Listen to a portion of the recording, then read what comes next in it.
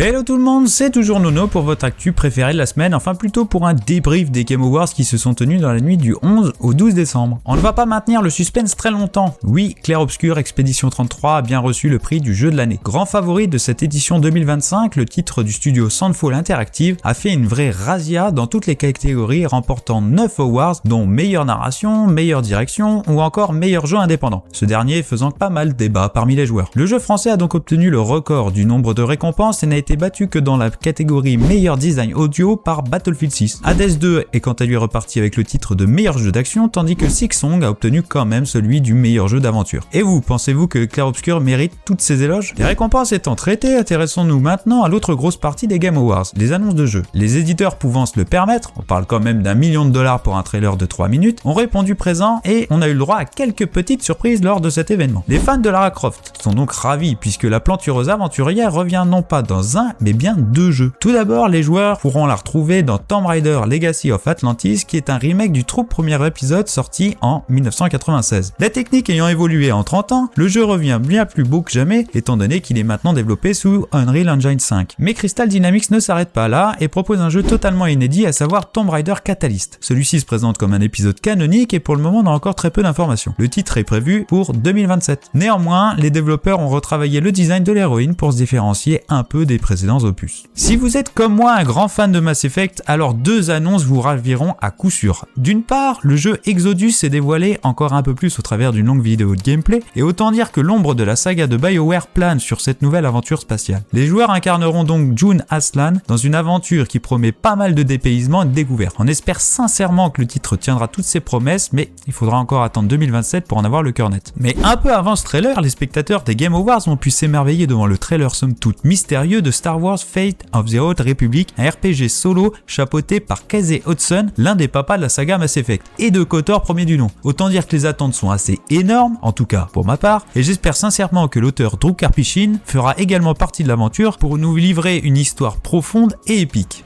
Vous l'aurez compris, pléthore de jeux ont été annoncés durant la cérémonie et on aimerait attirer votre attention sur 2 titres spécifiques, à commencer par Divinity. Auréolé du succès de Baldur's Gate 3, par ailleurs jeu de l'année 2023, l'Ariane Studio retourne sur sa licence Divinity avec un épisode éponyme. Il s'agit bel et bien d'une suite et non d'un remake du premier opus comme son nom pourrait le laisser penser. Le trailer laisse présager une ambiance assez sombre et se conclut sur un monolithe qui avait été teasé avant la cérémonie. Pour le second jeu, il faut se tourner vers la toute fin des Game Awards avec Highguard. Développé par d'anciens ayant travaillé sur Apex Legends et Titanfall, il s'agit d'un FPS PvP free-to-play prévu pour fin janvier. Une vidéo de gameplay permet de voir qu'il sera possible de chevaucher des montures et de visiblement enchaîner des objectifs tout en éliminant les équipes ennemies. Le tout est hyper dynamique et les joueurs pourront compter sur les compétences de divers personnages pour finir premier de la partie. Rendez-vous donc d'ici un petit mois et demi. Cette cérémonie 2025 a donc été assez copieuse en termes d'annonces et on espère que vous avez pris autant de plaisir que nous à suivre tout ça. On se dit à la semaine prochaine. Ciao!